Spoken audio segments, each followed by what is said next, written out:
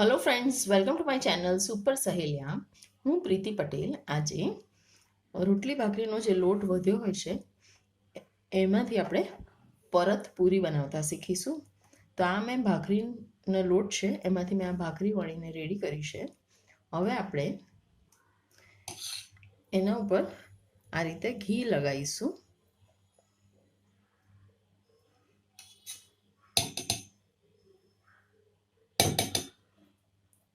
આ રીતે એને સ્પ્રેડ કરી દઈશું. આપણે એના ઉપર એડ કરીશું મીઠું. મીઠું તો ભાખરીના લોટમાં આપણે થોડું એડ કર્યું હોય છે એટલે થોડુંક જ કરીશું. પછી એના ઉપર આપણે એડ કરીશું ચાટ મસાલો,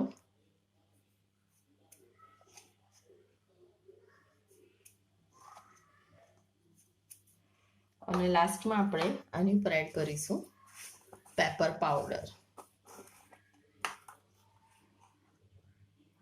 મરીનો પાવડર.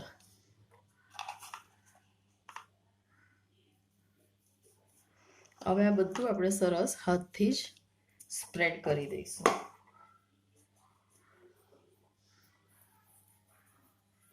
આ રીતે ગોલ ગોલ આંગળી ફેરવી અને બધું સરસ સ્પ્રેડ કરી દઈશું.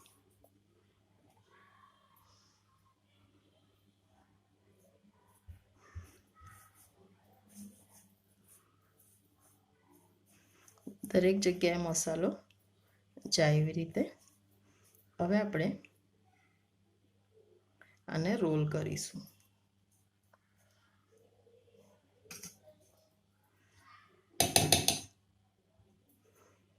રોલ કરીશું અને આ રીતે ઘી ચોપડતા જઈશું. ફરી એની ઉપર થોડો ચાટ મસાલો અને પેપર એડ કરીશું. અત્યારે આપણે મીઠું એડ નહીં કરીએ, નહીં તો ખારું થઈ જશે.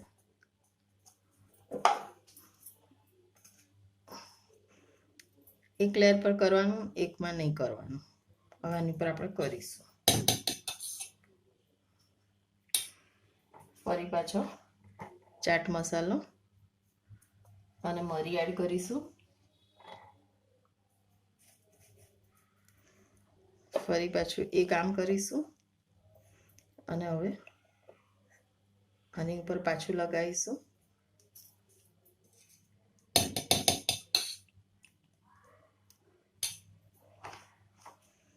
પાછો એની ઉપર ચાટ મસાલો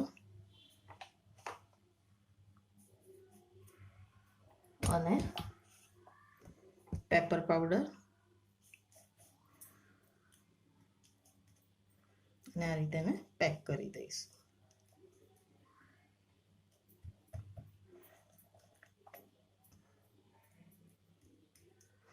હવે આપણે આના નાના નાના પીસીસ કરીશું. આ રીતે તવેથાથી કટ કરી દઈશું.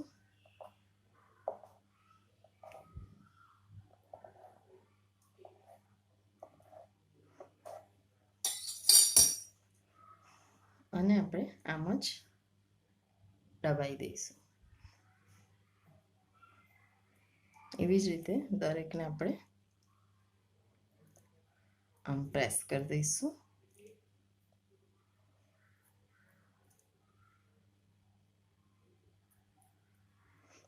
આ રીતે આપણા લુવા રેડી થઈ ગયા છે.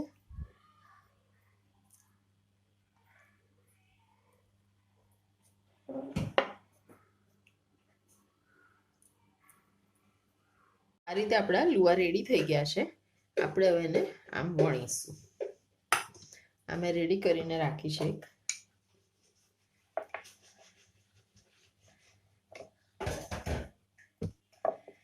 ઝીણી ઝીણી વણી અને ફ્રાય કરીશું.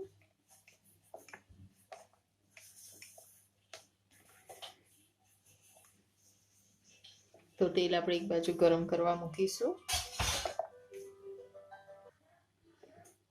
તો આ રીતે બધી મેં વણીને રેડી કરી દીધી છે. હવે તેલ ગરમ કરીને એને તળીએ. તો તેલ આપણું ગરમ થઈ ગયું છે. હવે આપણે એને તળીશું.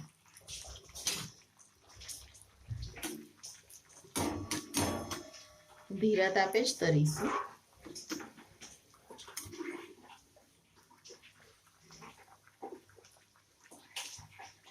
આ પૂરી એકદમ જ ફરસી થાય છે, એટલે લોટ વધ્યો હોય તો પછી આ રીતે તમારો નાસ્તો રેડી થઈ જશે.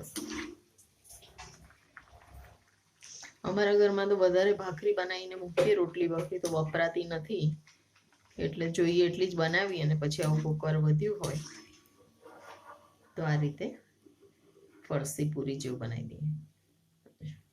તો ગોલ્ડન બ્રાઉન થાય એટલે આપણે એને કાઢી દઈશું.